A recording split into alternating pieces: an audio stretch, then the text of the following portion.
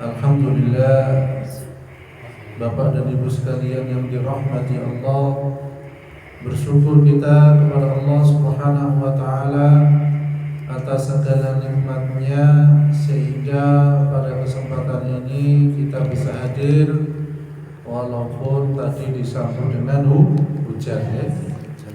Kita berdoa semoga hujan ini bermanfaat. Allahumma amin. Allahumma shayyiban nafi'an. Jadi Bapak Ibu sekalian yang dirahmati Allah, jangan sampai ketika turunnya hujan menjadikan manusia itu mengeluh, bahkan mungkin seakan-akan tidak terima ketika hujan turun. Jadi ketika hujan turun kita berdoa, Allahumma shayyiban nafi'an. Semoga hujan yang Allah turunkan ini bermanfaat ya. Bapak Ibu sekalian yang dirahmati Allah, dalam kehidupan sehari-hari ada tidak di antara kita yang tidak pernah marah? Tidak ada ya.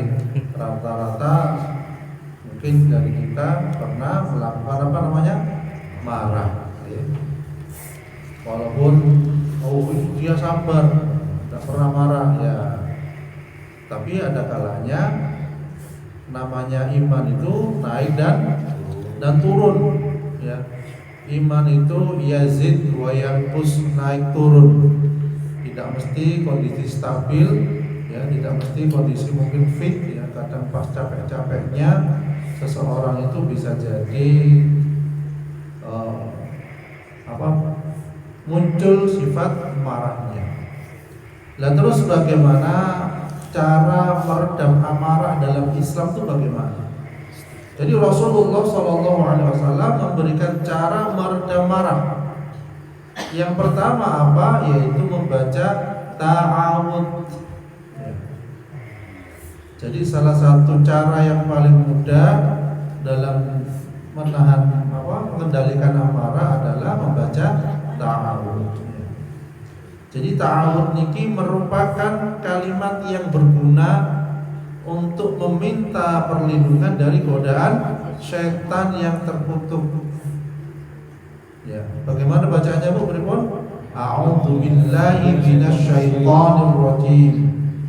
Dalam kalimat yang lain, a'udzu billahi samii'il 'aliim minasyaitonir rajim. Aku berlindung dari godaan setan yang terkutuk. Ya, sampun hafal sedaya iki artinya iki. Aku berlindung dari godaan setan yang terkutuk. Rasulullah sallallahu alaihi wasallam bersabda dalam hadisnya yang artinya, jika seseorang yang marah mengucapkan a'udzu billahi minasyaitonir rajim ya. A'udzu billah di sini disampaikan ya. Aku berlindung kepada Allah Subhanahu wa taala, niscaya akan reda kemarahannya. Ya. Masalahnya saat ini ketika marah kadang lali ya, kata ta'awudz ya. Lali karena marahnya sudah meluap. Oleh karena itu ini cara agar amarah kita bisa tertahan. Kemudian yang kedua adalah cara meredam amarah itu dengan bagaimana? Mengambil air wudhu. Jadi wudhu ini merupakan cara mensucikan anggota tubuh kita dengan menggunakan air mengalir.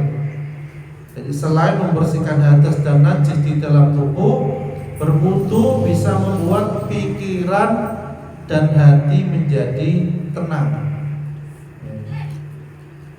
Jika sudah tenang, maka bisa dipastikan insya Allah perasaan amarah yang dirasakan itu akan reda. Sebagaimana dijelaskan oleh Rasulullah SAW, sesungguhnya marah itu dari setan dan terbuat dari api, dan api hanya bisa dipadamkan oleh air. Oleh karena itu, apabila seseorang di antara kamu marah, maka berwudhulah. Ini hadis riwayat Abu Dawud. Jadi dianjurkan berwudhu ketika marah. Lo yang terbaik bagaimana? tidak usah kita marah, seringnya kita berwudu. Kalau memang berwudu itu bisa meredam amarah, berarti kita dianjurkan sering berwudu, tidak usah kita marah. Baru marah baru wudu, marah wudu lah, kedisian marah ya, Bu. Agar tidak kedisian amarah, kita selalu usahakan berwudu. Wah, saya sering kejeding. Alhamdulillah Allah memberikan ketika seorang sering ke belakang, itu berarti punya kesempatan sering berwudu.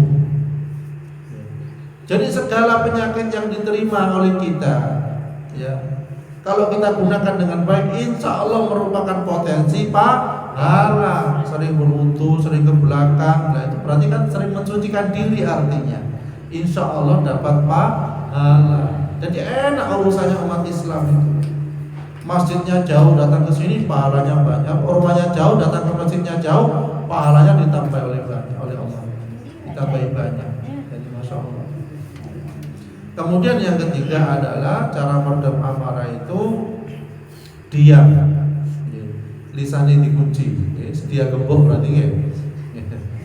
Jadi sebab saat sedang marah, manusia seringkali mengeluarkan kata-kata kotor, kata-kata buruk, dan kata-kata itu tidak diridhoi oleh Allah Subhanahu wa taala. Ya.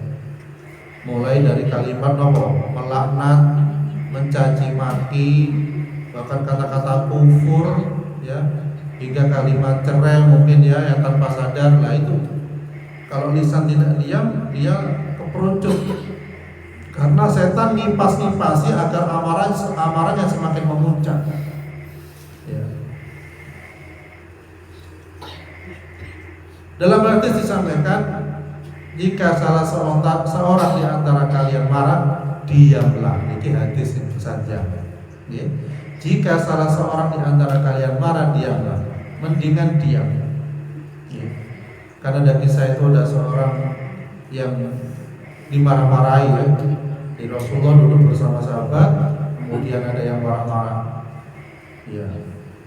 Diam sahabat itu, marah kedua kali diam. Ketiga kali dibalas. Akhirnya Rasulullah pergi dari tempat duduk itu. Ya. Kemudian sahabat kaget, kenapa pergi ya Rasulullah, ditanyakan. Ketika engkau tadi dimarahi oleh seseorang itu 1 kali, 2 kali, 3 kali, insya Allah ya, itu malaikat sudah membalas olok-olokan dia, dan saya duduk bersamamu karena kamu bisa menahan, intinya kita dan bersama malaikat. Tetapi ketika kamu balas omongan orang tadi itu, malaikat pergi dan yang duduk setan bersamamu, dan saya pergi daripada duduk bersama setan.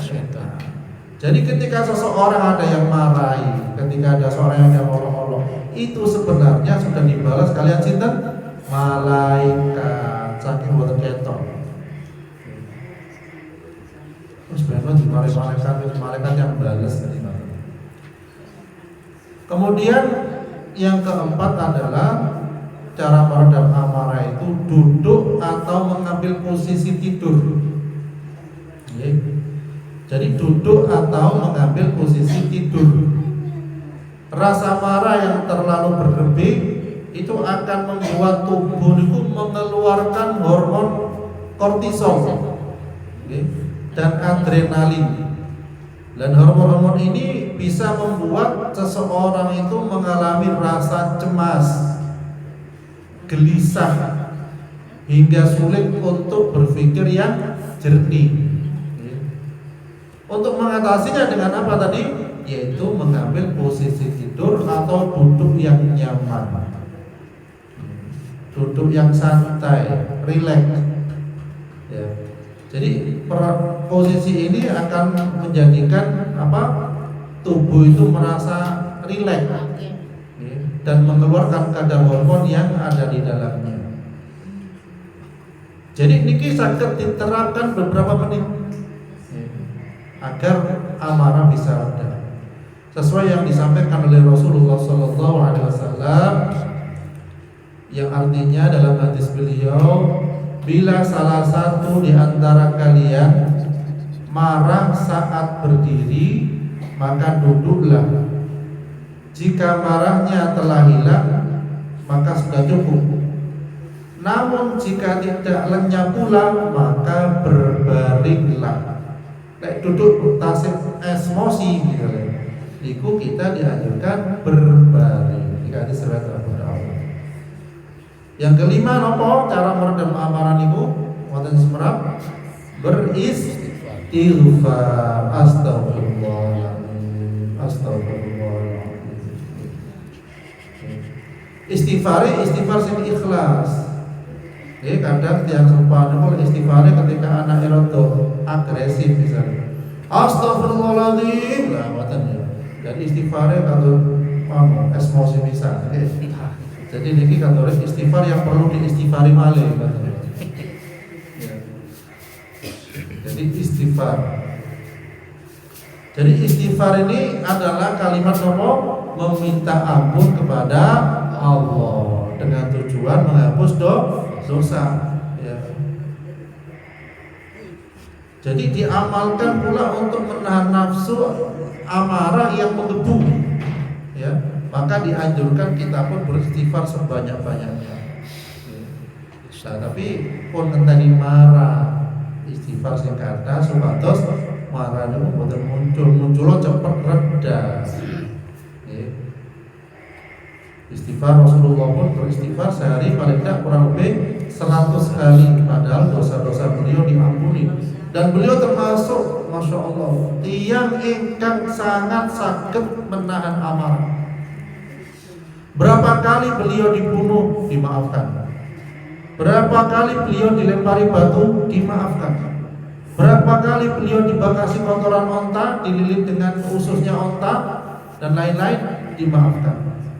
Berapa kali beliau dihina, dimaafkan. Berapa kali malaikat menawarkan untuk menghancurkan musuh, beliau memaafkan. Jadi menganggap orang yang memusuhi beliau ini adalah orang yang belum tahu. Sama dengan kita ketika seseorang mengolok-olok kita, mungkin mencaci maki kita, bisa jadi orang itu belum tahu. Bisa jadi orang itu kondisinya mabuk, bisa jadi kondisinya orang itu punya masalah.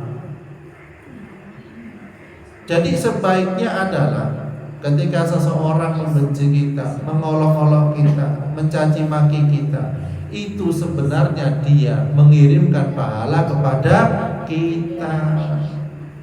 Hanya saja kita niku kuat ngempet napa mboten. Nah, itu.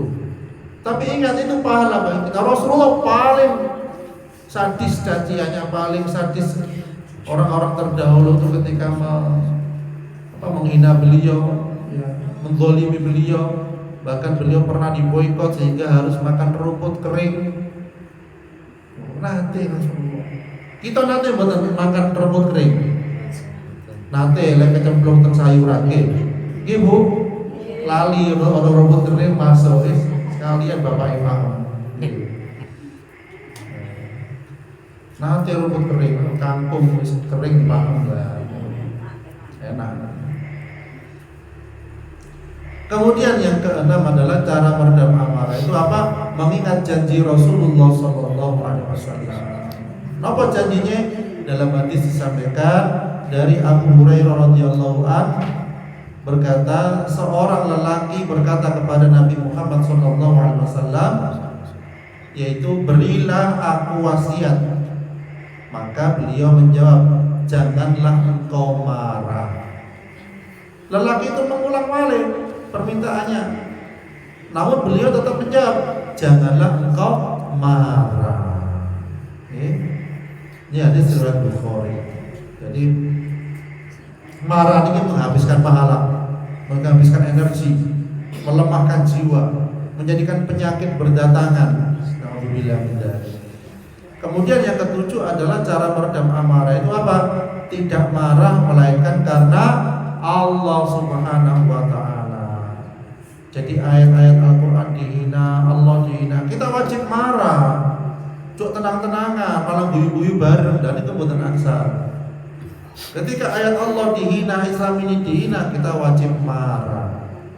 Warah marahnya yang utama, hatinya kita menolak. tidak tersenyum, tidak malah bergabung dengan mengolok-olok niku, harus marah walaupun kita belum bisa bertindak banyak. Bapak Ibu sekalian rahmati Allah. Lah terus keutamaan menahan amarah niku nopo? Jadi wonten keutamaan ternyata. Nggih. Apa keutamaan menahan amarah? Yang pertama, Allah akan menahan siksanya. Masya Allah.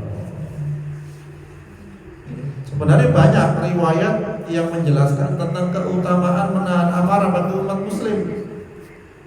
Segala yang diajarkan oleh Rasulullah SAW seperti menahan amarah tentunya disukai oleh Allah Subhanahu wa Ta'ala.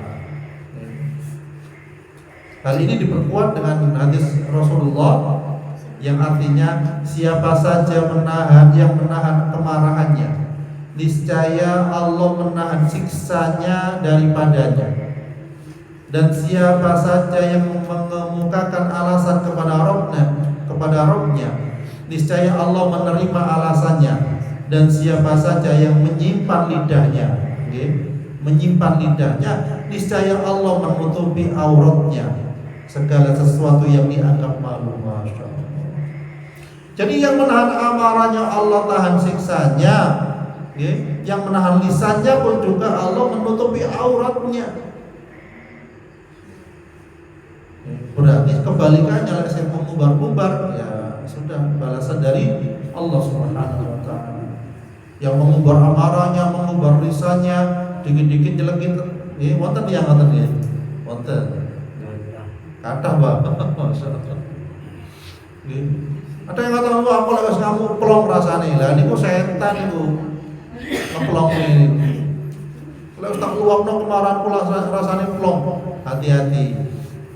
Niku campur tangan setan. Nggih plong ilang sak pahalae. Kemudian yang kedua adalah apa? Terlindung dari api neraka. Jadi keutamaan menahan amarah itu terlindung dari api neraka. Rasulullah SAW mengajarkan berbagai cara kepada seseorang yang sedang amarah agar bisa tenang. Beliau juga memuji seorang muslim yang mampu menahan amarahnya sehingga tidak melakukan keburukan. Telah disebutkan bahwa orang yang sembuh dari amarahnya tidak akan pernah masuk neraka jahanam. Jadi orang yang bisa menahan amarahnya tidak akan masuk neraka jahanam. Dari sabda Rasulullah disampaikan, sesungguhnya neraka jahanam mempunyai pintu yang tidak memasukinya kecuali orang yang sembuh kemarahannya dengan perbuatan maksiat kepada Allah Subhanahu wa Ta'ala. Ya. Jadi lek sing ngamukan itu manggone neraka jahanam. Kemudian yang ketiga itu mendapatkan pahala. Ya. Jadi amarah itu merupakan ujian dari Allah Subhanahu wa Ta'ala seberapa jauh hamba itu bisa menahan untuk mendapatkan pahalanya. Ya, disampaikan tidaklah seorang hamba meneguk tegukan yang lebih besar pahalanya daripada seteguk kemarahan yang ditahannya karena mengharapkan keridhaan Allah Subhanahu wa Ta'ala. Hadis riwayat Ibnu Majah. Kemudian yang selanjutnya, yang terakhir, yang keempat adalah ya, hikmah menahan marah itu mendapatkan ridha Allah Subhanahu wa Ta'ala. Ya. Jadi mendapatkan itu. Jika seorang menahan sedikit amarah yang dirasakan, niscaya Allah akan memenuhi kalbunya dengan keridhaan. Jadi Rasulullah pun juga mengajarkan agar selalu menghindari perbuatan kufur untuk kebaikan diri sendiri, dan harus dipupuk rasa syukur agar bisa menahan diri dari kekufuran. Syukurnya diperbanyak. Alhamdulillah masih bisa itu. Alhamdulillah ada air minum. Alhamdulillah masih bisa jalan karena banyak saudara kita yang gak jalan. Alhamdulillah masih diberikan bisa bernafas. Alhamdulillah masih bisa kumpul keluarga karena di Palestina sana sudah bingung harus kemana mereka, keluarga terbunuh, kadang anak kecil-kecil sudah sendirian kehilangan orang tuanya. Kita harus bersyukur dengan seperti itu ketika kita bisa bercengkerama dengan anak-anak kita, bercengkerama dengan cucu-cucu kita. Ya. Karena itu nikmat dari Allah Subhanahu wa taala. Khawatir ketika seorang hamba enggak bersyukur kepada Allah, khawatir dicabut kenikmatan-kenikmatan itu. Nauzubillah min dzalik. Kemudian dalam hadisnya juga disampaikan, niscaya Allah memenuhi kalbunya dengan rasa aman dan keimanan. Bagi siapa? Bagi yang menahan amarahnya. Jadi Bapak Ibu insya Allah sanggup ya menahan amarah ya. Banyak istighfar. Apa mau? Jangan diulang kembali usia nih. Ya. Maka yang pertama sampun tarjem ya. Mungkin kita sakit bisa menahan amarah, mendapatkan pahala surganya Allah Subhanahu wa taala. Doa